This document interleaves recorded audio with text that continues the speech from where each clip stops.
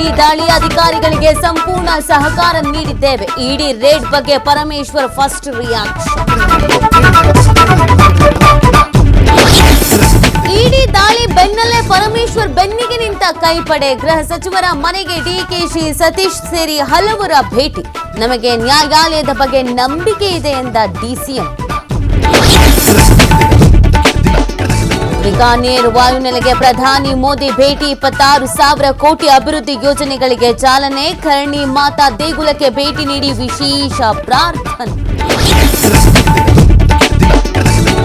ಜಮ್ಮು ಕಾಶ್ಮೀರದಲ್ಲಿ ಸೇನಾಪಡೆ ಆಪರೇಷನ್. ಕಿಶ್ತವಾರ್ನಲ್ಲಿ 3ರಿಂದ 4 ಉಗ್ರರನ್ನ ಸುತ್ತುವರೆದ ಸೇನೆ. ಜೈಷ್ ಕಮಾಂಡರ್ ಅಡಗಿರುವ ಶಂಕೆ. ಭಾರತ ಪಾಕಿಸ್ತಾನದ ನಡುವೆ ಕದನ ವಿರಾಮ. ಮತ್ತೆ ಕ್ರೆಡಿಟ್ ಅನ್ನು ತೆಗೆದುಕೊಂಡ ಡೊನಾಲ್ಡ್ ಟ್ರಂಪ್. ವ್ಯಾಪಾರಕ್ಕಾಗಿ ಯುದ್ಧ ನಿಲ್ಲಿಸಿದ್ದೆ ಎಂದ ಅಮೆರಿಕ ಅಧ್ಯಕ್ಷ.